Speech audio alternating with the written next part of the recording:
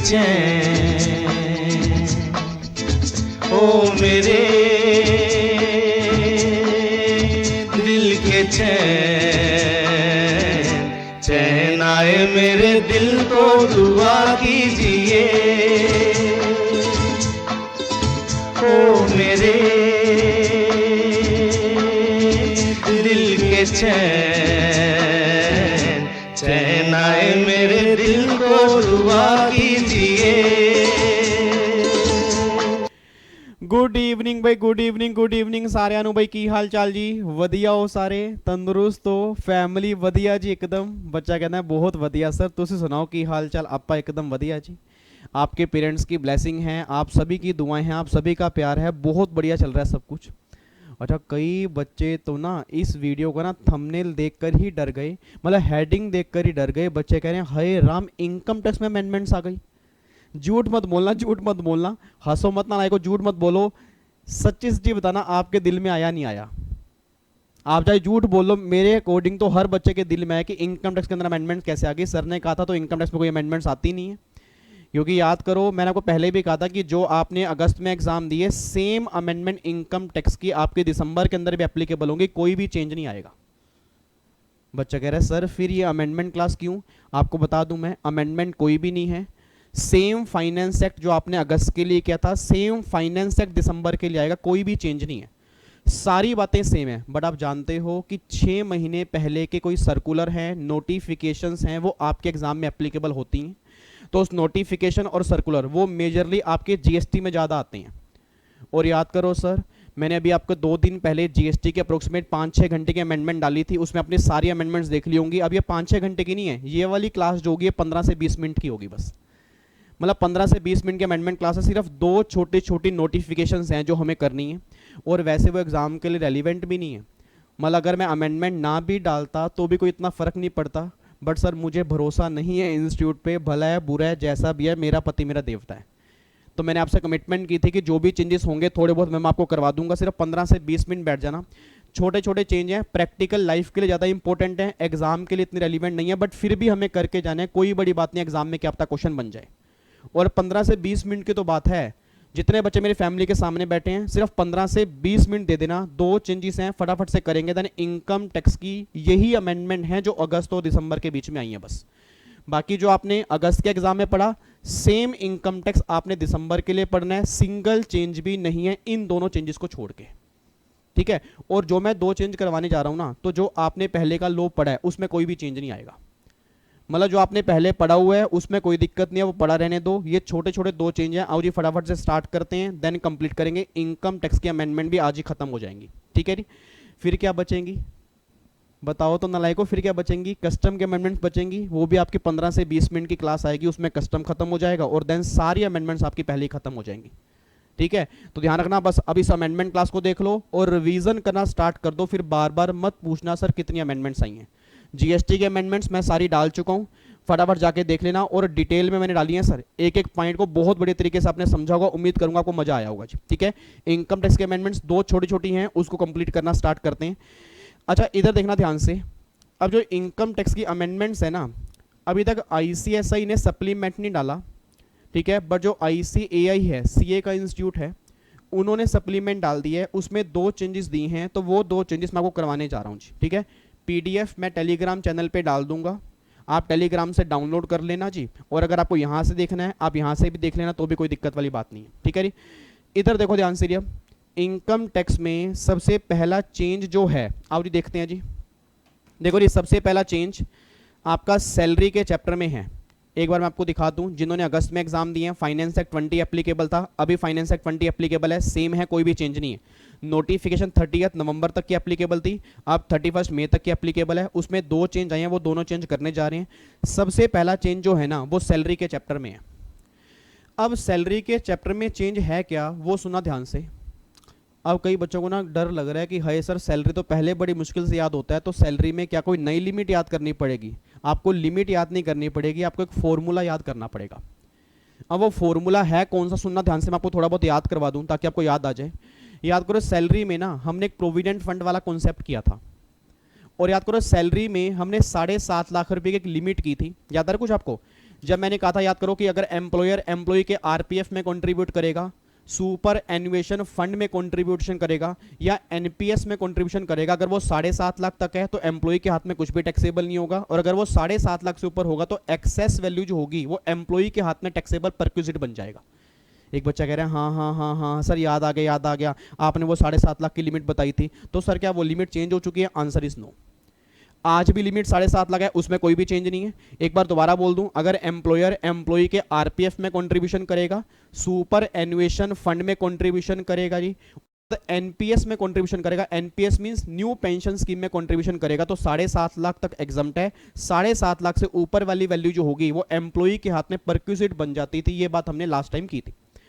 और फिर याद करो, मैंने ये भी कहा था कि जितनी वैल्यू आपकी 7.5 लाख से ऊपर होगी, जितनी वैल्यू आपकी 7.5 लाख से ऊपर होगी, उस वैल्यू पर जो इंटरेस्ट आएगा ना, वो इंटरेस्ट भी एम्प्लॉय के हाथ में टैक्सेबल परक्विजिट बनेगा और एम्प्लॉय के हाथ में टैक्सेबल करेंगे।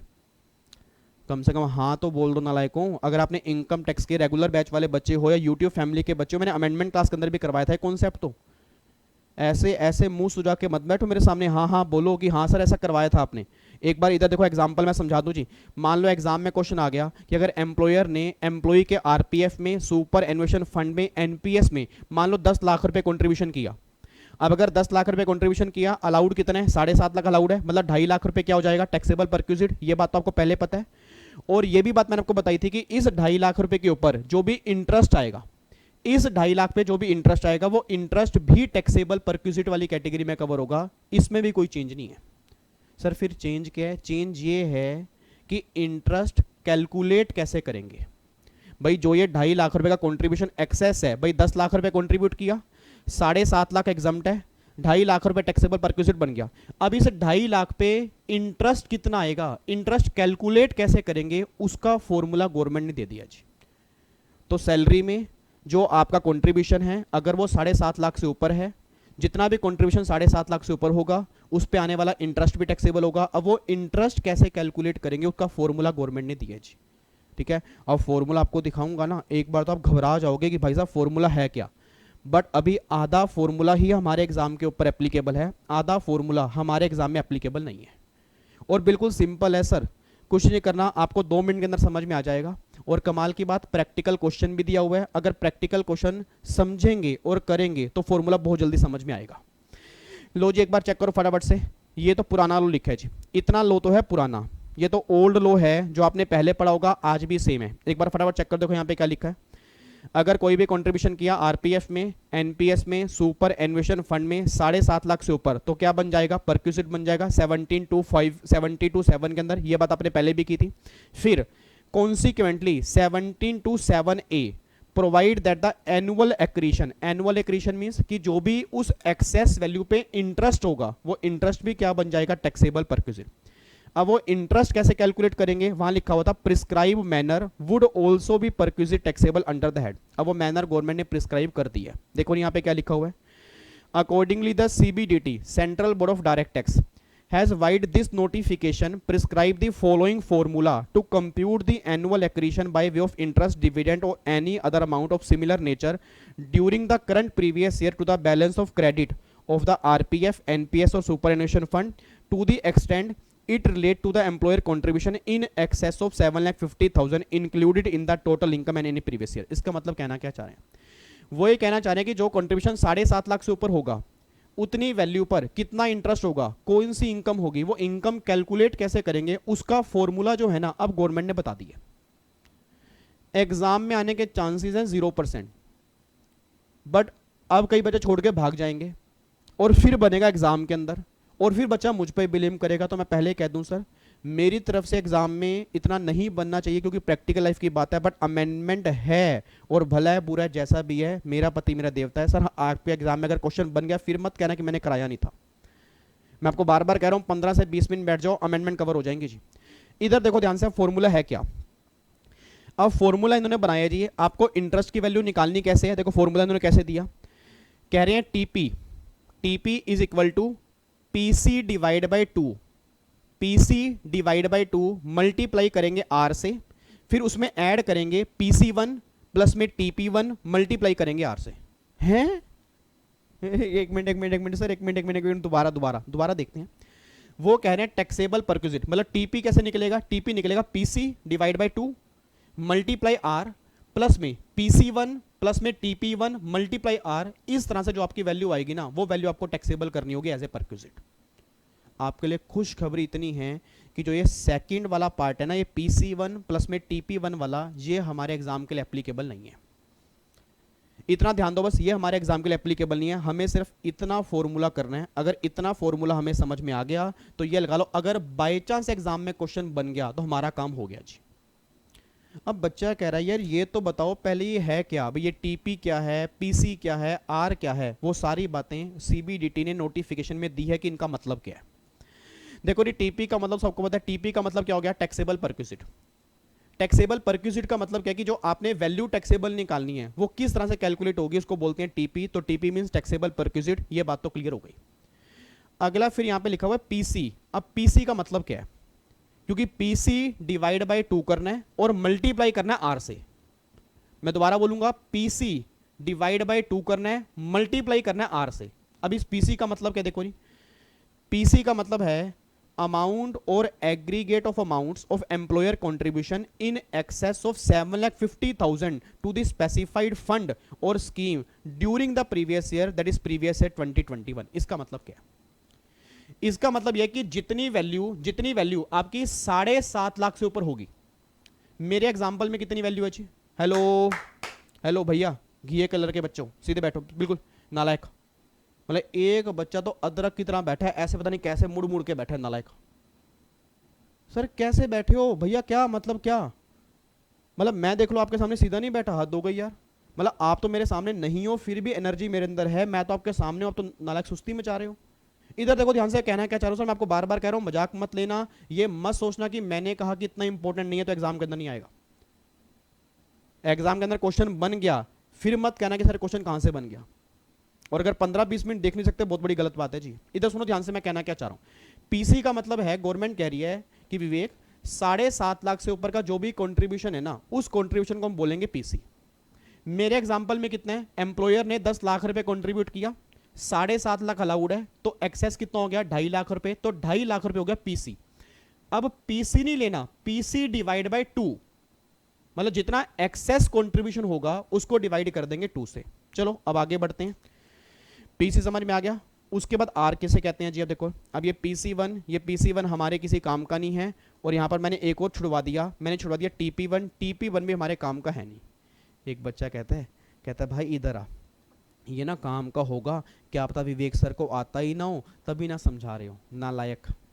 इधर देखो ध्यान से, नालायक को एक बार पढ़ लो, मैं पढ़ाना चाहता नहीं था। देखो उन्होंने लिखा है कि ये ऑन और आफ्टर 1/4/20, एक बार पढ़ना वैल्यू के। TP1 का मतलब है aggregate of taxable perquisite under 17 to 5A 70 to 7A for the previous year और ईयर कमेंसिंग ऑन और after 1/4/2020 other than current year. मतलब जो आपका करंट ईयर है, उसको छोड़ के उससे पिछला साल और 1/4/2020 के बाद। तो सोच के बोलना सर, हमारे एग्जाम में 2021 ही एप्लीकेबल है, तो 2021 से पिछले साल तो ये प्रोविजन ही एप्लीकेबल नहीं था, तो बताओ हमारे एग्जाम में क्या आएगा? प्रैक्टिकली रेलिवेंट ही नहीं है ना, इसलिए मैंने बाहर निकाल दिया। ठीक है, तो बस इतना ध्यान देना कि TP1 हमें नहीं पढ़ना और PC1 हमें नहीं पढ़ना। ठीक है, तो TP1 ये क्रॉस कर दिया मैंने साइड में, और ये TP1 भी क्रॉस कर दिया और ये PC1 भी क्रॉस कर दिया, ये दोनों मैंने क्रॉस किए हुए। अब आ रहा है आर का मतलब क्या है? अब गवर्नमेंट कह रही है आर का मतलब है I divide by F average है। सर एक बार दोबारा बोलना, आर का मतलब क्या? आर का मतलब है I divide by F average. मैं दोबारा बोलूंगा, I divide by F average. अब माइंड में क्या डाउट आ गया? I का मतलब क्या है और F एवरेज का मतलब क्या है? देखो जी, I का मतलब क्या है? I दिया हुआ है, कह रहे अमाउंट और aggregate of amount of income accrued during the current year in specified fund और स्कीम अकाउंट। मतलब आपने कितनी इनकम कमाई है इस करंट ईयर में, जो उस फंड के अंदर पैसा कंट्रीब्यूट है उससे कितनी इनकम कमाई है। मतलब इनकम मींस आपने कितना पैसा कमाया है। ठीक है जी, वो पैसा यहां पे आ जाएगा, अभी क्वेश्चन में दिखाऊंगा, आपको और क्लैरिटी हो जाएगी। उसके बाद जी एफ एवरेज का मतलब क्या है? अब देखो नाम से पता लग रहा है, एफ एवरेज मतलब किसी चीज का ना हमें एवरेज निकालना होगा, किसी चीज का हमें एवरेज निकालना होगा, नाम से पता लग रहा है एफ एवरेज। किसी चीज का एवरेज निकालना होगा, किसका एवरेज निकालना होगा? देखो ये कह रहे हैं अमाउंट और aggregate of amount of balance to the credit of the specified fund और scheme on the first day of the current previous year. मतलब रिकॉग्नाइज प्रोविडेंट फंड हो गया, सुपर एन्युएशन फंड हो गया, एनपीएस हो गया, उसमें 1 तारीख को, मतलब इस साल की 1 तारीख को स्टार्टिंग का बैलेंस क्या था? ओपनिंग बैलेंस, ये लगा लो, opening balance of recognise provident fund इस करंट ईयर में क्या था वो बताओ। फिर वो कह रहे हैं अमाउंट और aggregate of amount of the balance to the credit of the specified fund और scheme on the last day of the current previous year. और इस साल की 31 तारीख को इसका बैलेंस क्या था, और फिर कर दो डिवाइड बाय 2, ये आपका एवरेज निकल के आ जाएगा। सर इधर आना, बोलो बोलो बोलो, सर इधर आओ, हाँ बोलो सर, और आके आओ। सर बिल्कुल भी पल्ले नहीं पड़ा हैं? नहीं, झूठ बोल रहे हो, बिल्कुल भी पल्ले नहीं पड़ा। इधर देखो ध्यान से, अभी तक हमने क्या किया। शाबाश शाबाश शाबाश मेरे बच्चे, बस हो गया सर, बिल्कुल बच्चों वाली गेम है, खत्म करके रहेंगे नहीं। इधर देखो अभी तक हमने क्या किया। अभी तक हमने किया कि पहली अमेंडमेंट आई है सैलरी में, बाकी सारा कुछ चेंज, बाकी सारा कुछ सेम है, सिर्फ इसके अंदर अमेंडमेंट आई है। अमेंडमेंट क्या है सुनो। सैलरी में अपने क्लास के अंदर पढ़ा 7.5 लाख की लिमिट होती है, 7.5 लाख से ऊपर टैक्सेबल होगा, आज भी सेम है। 7.5 लाख से ऊपर जो टैक्सेबल होगा उस पर जो इंटरेस्ट आएगा वो भी टैक्सेबल होगा, आज भी सेम है। बस वो इंटरेस्ट की वैल्यू या जो भी इनकम अराइज होगी उसकी वैल्यू कैसे निकालनी, उसका एक फॉर्मूला है। फॉर्मूला याद करो, पूरा फॉर्मूला नहीं, जितना हमारे एग्जाम के लिए एप्लीकेबल है बस वो याद करो भी। हमारे एग्जाम में आएगा TP, TP means taxable perquisite is equal to, हमें निकालना क्या है? हेलो दोबारा बोलो फटाफट से, अगर साथ साथ बोलोगे ना देखना कैसे याद होगा सर, जल्दी बोलो। हमें निकालना क्या है? TP, TP means taxable value, TP means taxable value means taxable perquisite. अब टीपी बराबर होगा किसके? PC divide by 2। मैं दोबारा बोलूंगा, देखो री, PC divide by 2 multiply R. Hello, PC divide by 2 multiply R. अब पीसी का मतलब क्या निकल के आ रहा है कि जो करंट ईयर में इनकम आ रही है, सॉरी पीसी का मतलब निकल के आ रहा है जितनी वैल्यू 7.5 लाख से ऊपर है, जो वैल्यू 7.5 लाख से ऊपर होगी वो डिवाइड बाय 2, मल्टीप्लाई करोगे आर से। आर कैसे निकलेगा यार, बोल दो यार, आर कैसे निकलेगा? I divide by F average. देखो यहाँ पे किया ना हमने, I divide by F average. I का मतलब क्या है कि जो आपके करंट ईयर में एग्रीगेट और aggregate of amount of income accrue during the previous year in specified fund, मतलब उस फंड से करंट ईयर में कितनी इनकम एक्रू हुई है वो, और F average means opening balance of fund और closing balance of fund divide by 2, ये आपका एवरेज आ गया। तो आइए आपका निकल के आ गया, उसको डिवाइड कर देना चाहिए, ये आपका आर आ जाएगा, आर को मल्टीप्लाई कर देना पीसी से, आपका इंटरेस्ट निकल के आ जाएगा। बच्चे कह रहे नहीं सर हमें समझ में नहीं आया, आप ना हमें क्वेश्चन कराओ तभी हमें समझ में आएगा, उससे पहले मैं समझ में आ ही नहीं सकता। लो जी क्वेश्चन कर लो। इधर देखो ध्यान से, आओ जी क्वेश्चन कराता हूं जी। कैसी कैसी बात कर दी यार आपने। इधर देखो ध्यान से, अब ये क्वेश्चन क्या है, इस एग्जाम्पल को समझ लेना, सारी गेम खत्म हो जाएगी जी। एग्जाम्पल के बाद सारी गेम खत्म हो जाएगी। देखो जी एग्जाम्पल क्या है, वो कह रहे हैं suppose X private limited company है, contribute 8,50,000 during the previous year 2021 towards recognise provident fund to the account of Mister A. Mister A has also made an equivalent contribution, मतलब एम्प्लॉय ने सेम कॉन्ट्रीब्यूशन किया, जितना employ ने contribution किया same employer ने भी contribution किया। और कितना कॉन्ट्रीब्यूशन किया? 8.5 लाख रुपए। 7.5 लाख से ऊपर कितना है? 1 लाख रुपए। ये क्लियर हो गया। उसके बाद balance in the recognise provident fund as on 1/4/20 32 lakh रुपए। हेलो क्या दे दिया जी? ओए हेलो आलू कलर के बच्चों, सीधे बैठो नालायक। सर मुझे गुस्सा मत दिलाओ, मैं यहाँ से कूद के जान दे दूंगा, ध्यान रखना। मतलब हद हो गई यार, बच्चा लेट के क्लास देख रहा है, हाथ में मोबाइल लेके क्लास देख रहा है। इधर देखो ध्यान से, मैं कहना क्या चाह रहा हूँ सर, ओपनिंग बैलेंस। अच्छा क्या ये ओपनिंग बैलेंस मेरे काम का है? यस। एफ एवरेज निकालना है मुझे। एफ एवरेज कैसे निकलेगा? ओपनिंग प्लस में क्लोजिंग डिवाइड बाय 2। इन्होंने ओपनिंग बैलेंस दे दिया 32 लाख रुपए, ठीक है जी। फिर वो कह रहे हैं interest accrue in his recognise provident fund during the previous year 2021 is 3,44,250। वो कह रहे हैं 3,44,250 जो है ना, ये इंटरेस्ट एक्रू हुआ टोटल इस साल में। अच्छा बहुत बढ़िया जी, इंटरेस्ट एक्रू हुआ इस साल में 3,44,250, ये हमारा इंटरेस्ट एक्रू हुआ, ठीक है। फिर वो कह रहे हैं टैक्सेबल परक्विजिट बताओ जी 17 to 7A, मतलब जो इंटरेस्ट की वैल्यू निकाल दो और कंप्यूटेड कर दो, जो आपको नया फॉर्मूला बताया है उसके बेस पे कंप्यूट कर दो जी। हमें तो ये सेकंड वाला पार्ट तो करना नहीं, हमें सिर्फ फर्स्ट वाला पार्ट करना है। अब बच्चा कह रहा है सर फर्स्ट वाला पार्ट कैलकुलेट कैसे होगा। अब सुना ध्यान से मैं कहना क्या चाह रहा हूं। पहले ये मुझे बताओ, पहले ये बताओ सर, सबसे पहले टीपी, टीपी मींस क्या गया, टैक्सेबल परक्विजिट। फिर वो कह रहे हैं पीसी डिवाइड बाय 2, पीसी कितना है। मैं आगे बढ़ूंगा ही नहीं जब तक मुझे ये नहीं बताओगे पीसी कितना है। पीसी का मतलब क्या है सर, इधर देखो ध्यान से, ये रहा पीसी। पीसी का मतलब क्या है, अमाउंट और aggregate of amounts of employer contribution in excess of 7.5 lakh. Employer ने एम्प्लॉई के आरपीएफ में जितना 7.5 लाख से ऊपर कंट्रीब्यूशन किया उसका मतलब पीसी है। क्वेश्चन बताओ जी, एम्प्लॉयर ने एम्प्लॉई के आरपीएफ में कितना कंट्रीब्यूशन किया, देख के तो बता दो। एम्प्लॉयर ने एम्प्लॉय के आरपीएफ में कितना कंट्रीब्यूशन किया, 8.5 लाख रुपए ना। तो अगर 8.5 लाख रुपए कंट्रीब्यूशन किया तो 7.5 लाख से कितना ऊपर है, 1 लाख रुपए है। तो देखो 1 लाख रुपए ये आपका पीसी निकल के आ गया। बताओ है क्या। अब जो बच्चा दिमाग में घुसा के बैठ गया कि हमें समझ में ही नहीं आएगा, ये तो प्रैक्टिकल लाइफ की बातें हैं, तो सर वो जिंदगी में कभी समझ नहीं सकता। सही बता रहा हूं, अमेंडमेंट 10 मिनट की भी नहीं है, मैं आधा घंटा लगाने को तैयार हूं आपके लिए। बट कब, अगर आप दिमाग खोल के रखोगे कि हाँ मुझे समझ में आएगा।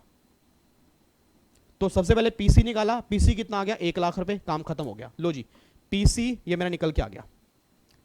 पीसी अब divide by 2, divide by 2, PC divide by 2 मतलब 1 लाख डिवाइड बाय 2 ये हमारा हो गया। अब मल्टीप्लाई करना है आर, मल्टीप्लाई आर करना है।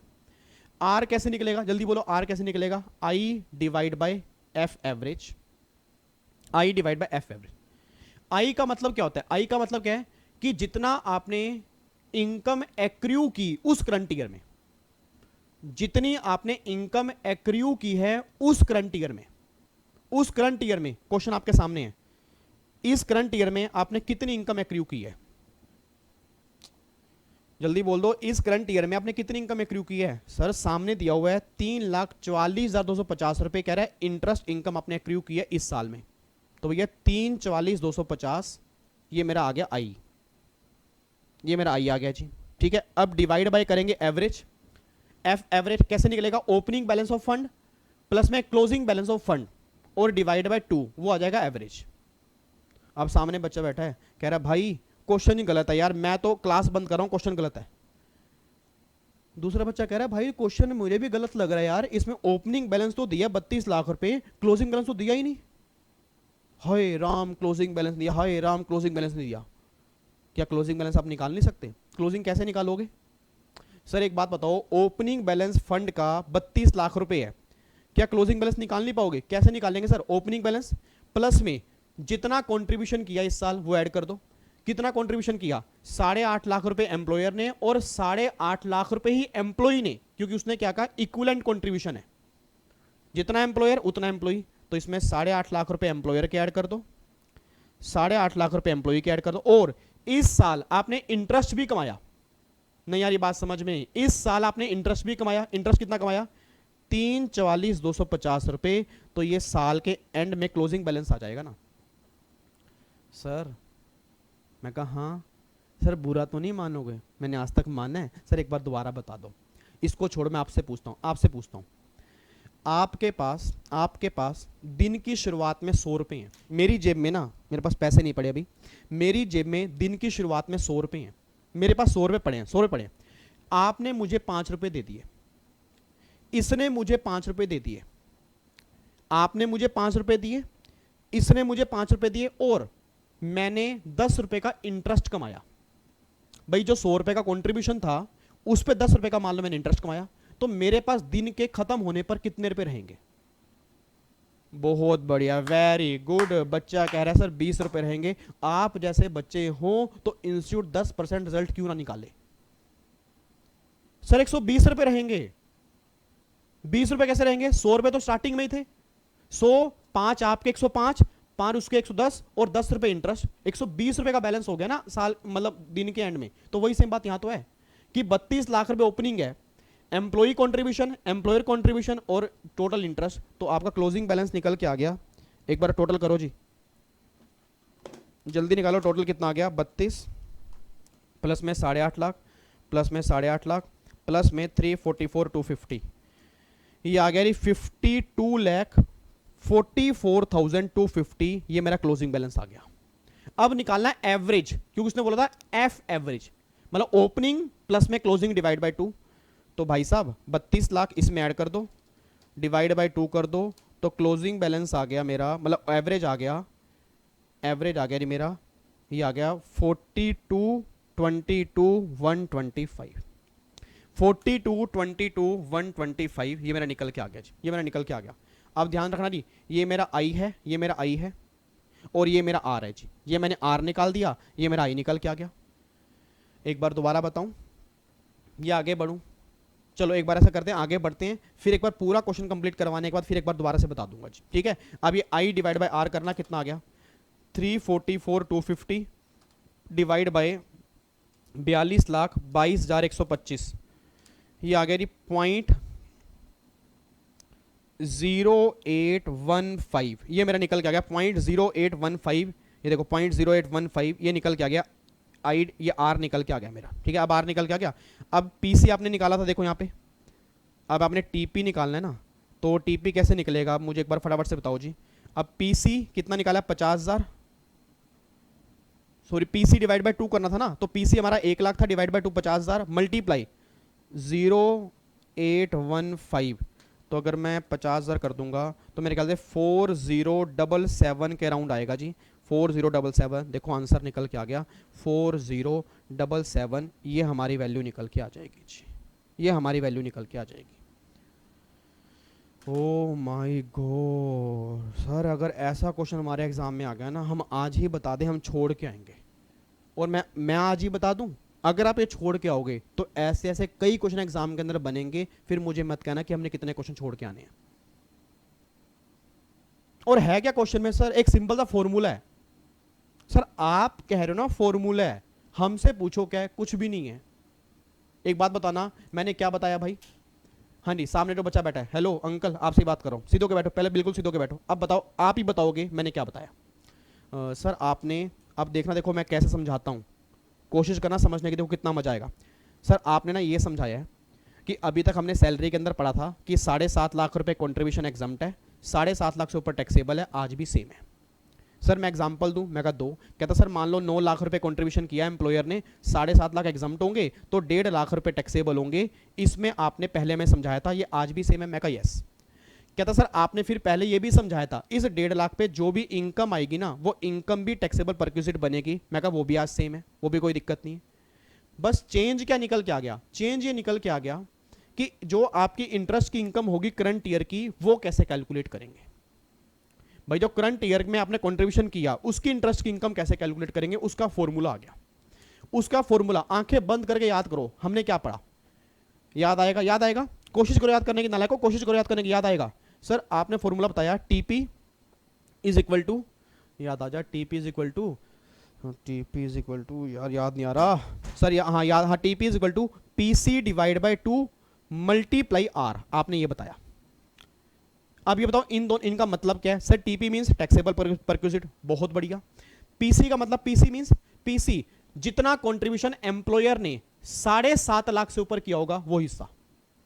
तो आपने क्वेश्चन दिया 9 लाख रुपए, 7.5 तो 1.5 लाख आ गया ना, तो 1.5 लाख रुपए ये आ गया, डिवाइड बाय 2 कर दो, मतलब 75,000 मल्टीप्लाई आर। आर कैसे निकालेंगे? आर करेंगे I divide by F average. F average, I का मतलब क्या है? आई, शाबाश शाबाश शाबाश। आई मींस क्या है? आई मींस क्या है? जो कंट्रीब्यूशन, जो फंड के अंदर बैलेंस है, उस बैलेंस पर आपकी इनकम कितनी आ रही है टोटल इस ईयर में। आपको वो क्वेश्चन में दिया होगा, घबराना मत, ऑलवेज दिया होगा, घबराने की बात नहीं है। आई मींस जो इंटरेस्ट एक्रू हो रहा है वो आपका आ गया जी I. F average means opening balance of fund plus में closing balance of fund divide by 2।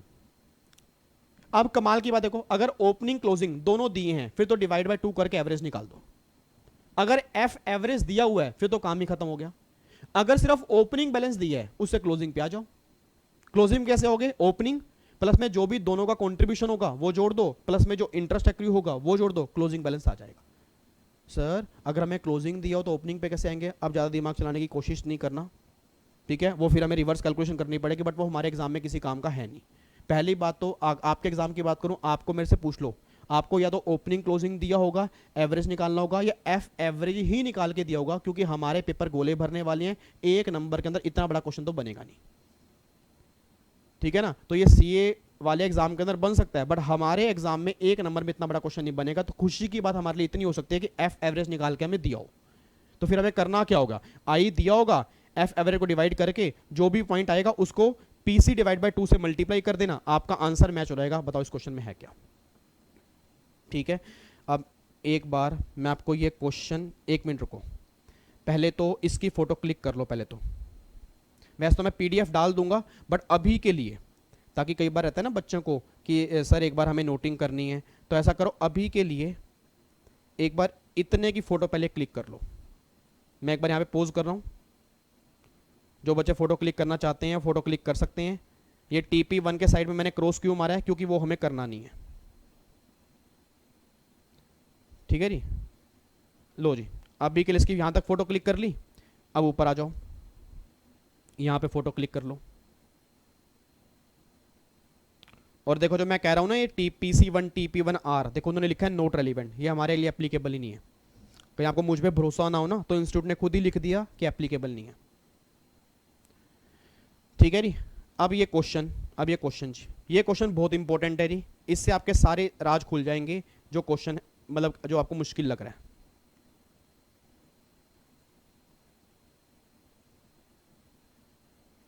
ठीक है जी, ये क्वेश्चन एग्जाम्पल, इसकी फोटो क्लिक कर लेना। उसके बाद मैं ऊपर आ रहा हूँ जी, ये लो। अब ये पीसी कैसे निकाला, एफ एवरेज कैसे निकाला, ये सारी बातें आपकी यहाँ पे दी हुई हैं।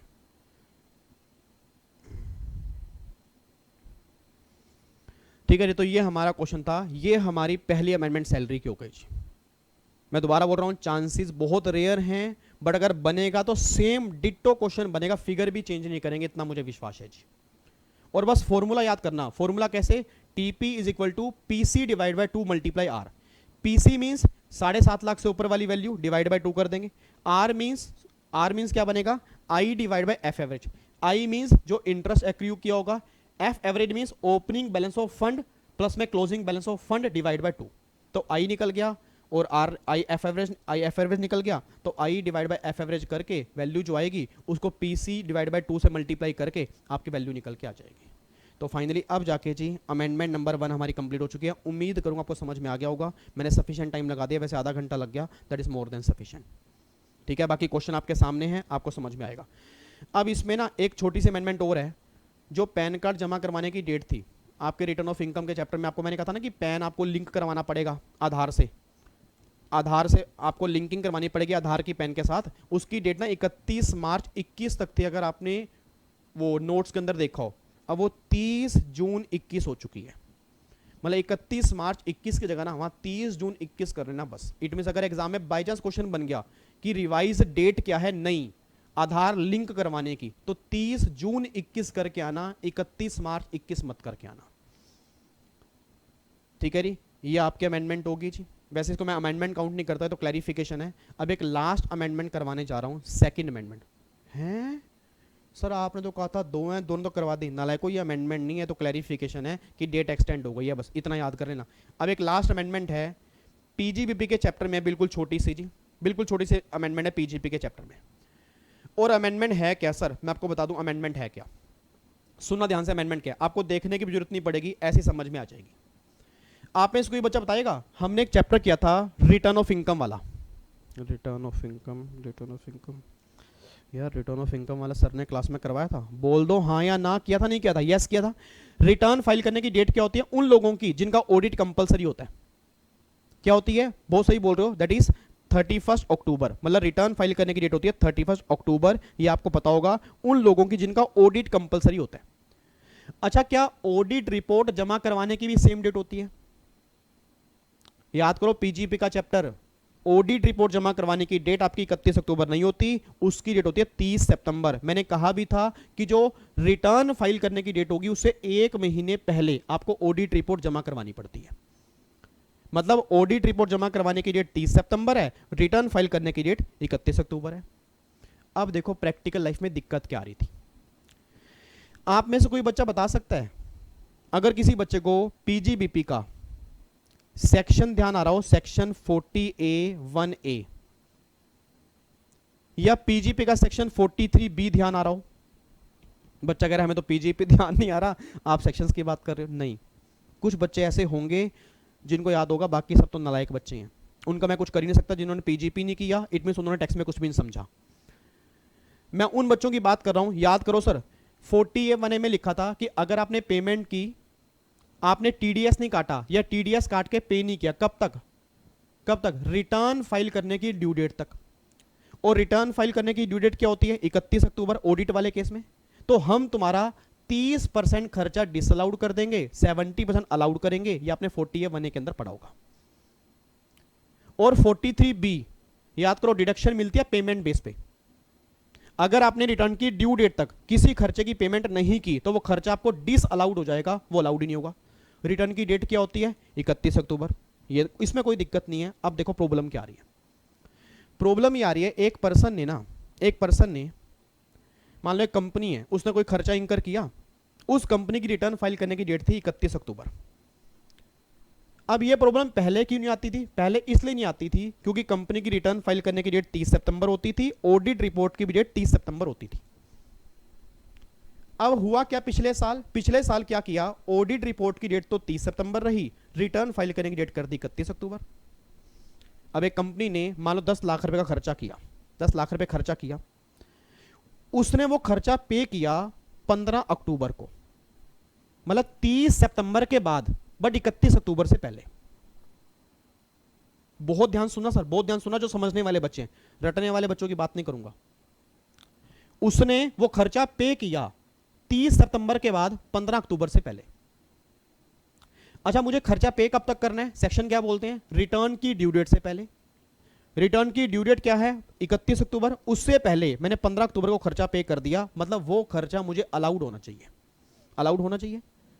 बट चार्टर्ड अकाउंटेंट ने क्या किया? चार्टर्ड अकाउंटेंट सीए ने क्या किया? जब उसने ऑडिट रिपोर्ट बनाई, क्योंकि ऑडिट रिपोर्ट जमा करवाने की डेट होती है 30 सितंबर, और जब उसको ऑडिट रिपोर्ट जमा करवानी थी तब तक उसने वो खर्चा पे ही नहीं किया था। उसने वो खर्चा पे किया ही नहीं होगा, क्योंकि पे किया 15 अक्टूबर को, ऑडिट रिपोर्ट पहले जा चुकी है। उसने ऑडिट रिपोर्ट में ना इस खर्चे को डिसअलाउड बोल दिया। उसने कहा भाई साहब ये खर्चा डिसअलाउड है, क्योंकि जब मैं ऑडिट रिपोर्ट बना रहा हूं उससे पहले खर्चा पे ही नहीं किया, तो ये खर्चा इस कंपनी को डिसअलाउड होगा। अब मिसमैचिंग हो जाएगी, और सीए की बात तो मानते हैं फिर भाई, सिंपल से बात है, गवर्नमेंट क्या बोलेगी? हाँ भाई इसने डिसअलाउड बोला हुआ है। और प्रॉब्लम क्या थी? अब प्रॉब्लम ये थी, उसने अपनी ऑडिट रिपोर्ट दे दी, मैंने उसको बोला, मैं कहा भाई साहब अपनी ऑडिट रिपोर्ट ना रिवाइज कर लो। कह रहा क्यों रिवाइज कर लो? मैं कहा मैंने 15 अक्टूबर को पेमेंट कर दी है, 31 अक्टूबर से पहले ये खर्चा मुझे अलाउड होना चाहिए। अब तुम्हारी ऑडिट रिपोर्ट की डेट 1 महीने पहले, बताओ मेरी गलती क्या है? तो फाइनली गवर्नमेंट ने एक नोटिफिकेशन इशू कर दी कि इन केसेस में चार्टर्ड अकाउंटेंट की जो ऑडिट रिपोर्ट है वो रिवाइज हो सकती है। मतलब audit report can be revise, audit report को रिवाइज कर सकते हैं, बट रिवीजन की लास्ट डेट जो होगी वो असेसमेंट ईयर के एंड तक होगी। मैं दोबारा बोल रहा हूं, ऑडिट रिपोर्ट रिवाइज हो सकती है और इसकी लास्ट डेट जो होगी अब वो असेसमेंट ईयर के एंड तक होगी जी। तो आप सब जानते हो दिसंबर के एग्जाम में प्रीवियस ईयर 2021 है, असेसमेंट ईयर 21-22 है, तो 31 मार्च 22 तक ये पर्सन ऑडिट रिपोर्ट रिवाइज कर सकता है और ये खर्चा अलाउड हो जाएगा, कोई दिक्कत वाली बात नहीं है। देखो मैं नहीं कह रहा सर, यहाँ पे देखो क्या लिखा हुआ है, the audit report furnish may be revise by the person by getting revised report of audit from a chartered accountant duly signed and verified by chartered accountant if there is payment by such person after furnishing। देखो लिखा है ना, अगर payment की आपने उस report के बाद, क्योंकि अगर पेमेंट रिपोर्ट से पहले ही कर दी होती फिर तो रिपोर्ट में वो खर्चा अलाउड हो जाता। पेमेंट की रिपोर्ट फर्निश करने के बाद बट ड्यू डेट से पहले, तो सीए की रिपोर्ट में खर्चा डिसअलाउड हो गया और वैसे अलाउड होना चाहिए। तो देखो जी, तो गवर्नमेंट ने बोला जी आप उसको रिवाइज कर दोगे, the said revise report has been furnish before the end of the relevant assessment year. ये आपकी अमेंडमेंट है जी, ठीक है। तो ये 2 अमेंडमेंट है बस, पीजीबीपी के अंदर और एक आपकी सैलरी के अंदर, इसके अलावा कोई सिंगल अमेंडमेंट नहीं है जी बस, ठीक है। और एक तरह की 3 अमेंडमेंट मान लो, चलो 3 अमेंडमेंट मान लो, एक आप अगर आप उसको पैन कार्ड वाली को अमेंडमेंट काउंट कर रहे हो तो फिर 3 अमेंडमेंट मान लो, ठीक है। अब फटाफट से आओ जी, बस 5 मिनट सर, 5 मिनट बस बस बस बस बस, हो गया मेरा बच्चा, खत्म क्लास खत्म हो गई जी। बस सिर्फ 5 मिनट के अंदर फटाफट 3 अमेंडमेंट की रिवीजन करेंगे, देन अपनी अमेंडमेंट क्लास पैकअप करेंगे। अमेंडमेंट नंबर 1 किस चैप्टर में? सैलरी। क्या कोई लिमिट चेंज हुई है? नहीं, लिमिट पहले जैसी है, बस जो इंटरेस्ट टैक्सेबल होता था 7.5 लाख से ऊपर वाली वैल्यू पे, उस इंटरेस्ट में वैल्यू कैसे निकालेंगे करंट ईयर की, उसका फॉर्मूला बता दिया। फॉर्मूला क्या है? टीपी। आप बोलोगे sir TP is equal to, comment box में लिख के चले जाना, नालायकों मुझे पता लग जाए आपको समझ में आ गया। कमेंट बॉक्स में और बच्चा लिख के जाएगा फॉर्मूला, जल्दी क्या लिख के जाओगे? TP is equal to PC divide by 2 multiply R. Comment box में ये भी लिख के जाओगे, पीसी का मतलब क्या होता है? 7.5 लाख से ऊपर वाली वैल्यू, ठीक है जी, डिवाइड बाय 2 कर दोगे। आर का मतलब क्या होगा? I divide by F average. I का मतलब क्या हो गया? जो आपने इंटरेस्ट एक्रू की है। एफ एवरेज का मतलब क्या होगा? Opening balance of fund plus में closing balance of fund divide by 2। तो I divide by F average करो, आर निकल के आ गया, मल्टीप्लाई करो पीसी डिवाइड बाय 2 से, आपका इंटरेस्ट की वैल्यू आ गई, खत्म, आपका आंसर निकल के आ गया। प्रैक्टिकल क्वेश्चन हमने कर लिया। सेकंड अमेंडमेंट, जो आधार की लिंकिंग करवानी थी, लास्ट डेट 31 मार्च 21 तक थी, वो 30 जून 21 तक हो चुकी है। ये सेकंड अमेंडमेंट है। लास्ट अमेंडमेंट पीजीपी के चैप्टर में कि अगर ऑडिट रिपोर्ट की डेट 30 सितंबर है, रिटर्न फाइल करने डेट 31 अक्टूबर है, ठीक है, प्रॉब्लम क्या आती है? हमें रिटर्न फाइलिंग की डेट तक पेमेंट करनी होती है, टीडीएस जमा करवाना होता है, नहीं तो वो खर्चा डिसअलाउड हो जाता है। लोगों प्रॉब्लम क्या आई कि हमने रिपोर्ट, जब सीए की रिपोर्ट गई उसके बाद पेमेंट कर दी, बट रिटर्न की डेट से पहले की, तो वो खर्चा प्रैक्टिकली अलाउड होना चाहिए एज पर लॉ, बट वो अलाउड होने में दिक्कत आती थी। क्यों? क्योंकि वो सीए ने डिसअलाउड करार दे दिया। उसने कहा जब मैंने ऑडिट रिपोर्ट जमा कराई उस टाइम तक पेमेंट नहीं आई थी। तो गवर्नमेंट ने कहा भाई साहब उसने बाद में पेमेंट कर दी थी, रिटर्न फाइलिंग से पहले ही की थी, तुम अपनी रिपोर्ट रिवाइज करो।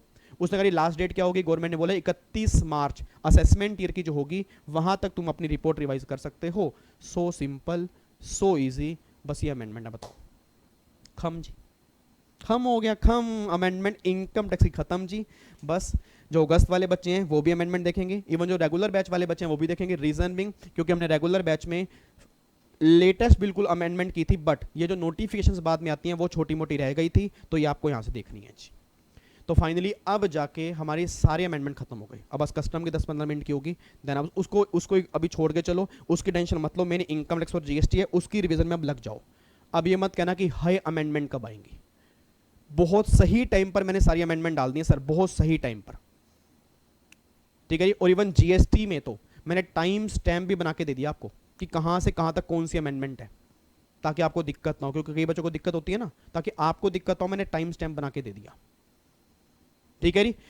चलो जी, अब फाइनली मुलाकात करेंगे बहुत जल्दी कस्टम के अमेंडमेंट के साथ, और फिर अब प्रैक्टिस अपनी करनी स्टार्ट कर देंगे। 1 या 2 दिन के अंदर मुलाकात करते हैं बहुत जल्दी पूरी फैमिली के साथ, एनर्जी के साथ, और इस बार इतिहास रचेंगे सर, और ज़बरदस्त तरीके से काम करेंगे। थैंक यू सो मच इतना प्यार देने के लिए। खुश रहो, मुस्कुराते रहो, हंसते रहो, जगमगाते रहो, और पेरेंट्स को प्राउड फील कराओ। ओके जी, bye bye, take care, God bless you, जय हिंद, love you so much, bye bye, bye bye जी, बाय बाय।